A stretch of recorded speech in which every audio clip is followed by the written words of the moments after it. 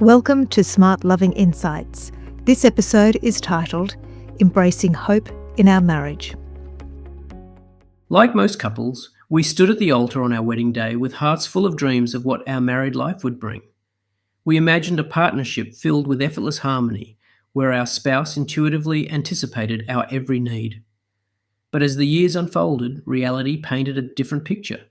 Disappointments crept in, and what started as hopeful anticipation turned into bewilderment, and then to resentment. That's where the subtle but profound difference between expectations and hope comes into play. In our marriages, expectations weigh us down like anchors, while hope lifts us up, inviting God's creative love to work in ways we never imagined. The pitfalls of expectations. Expectations are sneaky. They stem from our deepest desires, which isn't a terrible thing. We all long for love, respect, and companionship in marriage. But expectations tend to attach themselves rigidly to specific outcomes. We expect our spouse to remember anniversaries without prompting, to share household chores exactly as we'd like them done, or to always respond with encouragement and empathy after a tough day. When these expectations don't happen, we feel let down and betrayed. Our unfulfilled expectations arouse our resentment and expose our entitlement attitudes. There's a saying we've heard in recovery circles: expectation is resentment under construction. How true that rings in our relationship. When we cling to our version of how things should be, we're setting the stage for frustration. In marriage, the fallout of this can manifest as nagging, silent treatments, withdrawal or escalating arguments, to name a few. We start viewing our spouse through a lens of deficiency rather than abundance.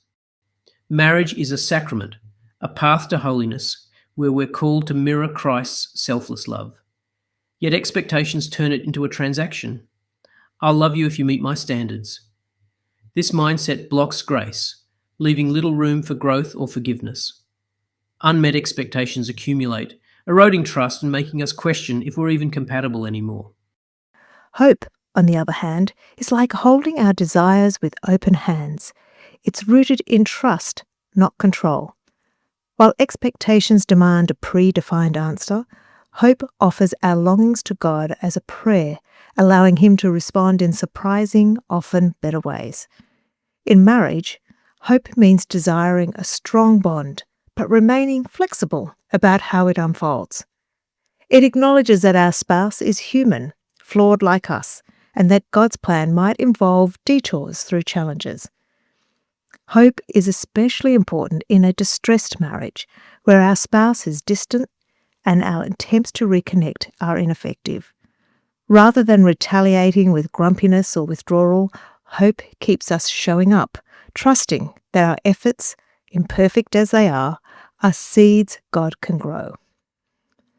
So how do we shift from expectations to hope in everyday life?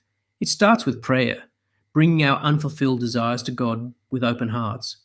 God created us for union with Him, and every longing of our hearts is a manifestation of this core desire. Though we seek fulfillment in our spouse or worldly things, ultimately they will all fall short. Aware of our dependency on God, we can approach difficulties with meekness, asking, "To what might God be inviting me?" Instead of demanding change, we can express our needs vulnerably. "I hope we can find more time together. How can we make that happen?" Practical steps help too. Regularly sharing what we appreciate about the other reminds us of the good already present and counters the negativity bias of expectations. And when disappointments arise, we can pause and reflect. Is this an expectation I'm clinging to, or can I release it in hope? In the end, embracing hope in marriage isn't about lowering standards. It's about elevating our sights through trust in God. It transforms our relationships from deserts of unmet demands into gardens where love can flourish in unexpected ways. As we journey together in this Jubilee year of hope, let's hold our dreams lightly, check our expectations, and invite the Holy Spirit to pour out God's unfailing grace. After all, in God's hands, our hopes never disappoint. You've been listening to SmartLoving Insights. You can find more great content, on-demand courses and relationship coaching at smartloving.org.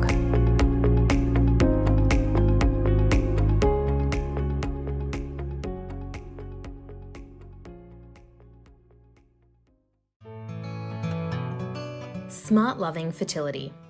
There's a smarter way to manage your fertility, one that works with your body, your marriage, and your faith. SmartLoving Fertility is an online course based on the symptothermal method. It incorporates a unique blend of scientific insights with relationship frameworks and Catholic theology to foster intimacy and help you flourish as a couple. The course will allow you to grow closer as a couple, to raise a family and keep your marriage vibrant. Manage your fertility naturally, confidently, and with more freedom. Visit smartloving.org/fertility.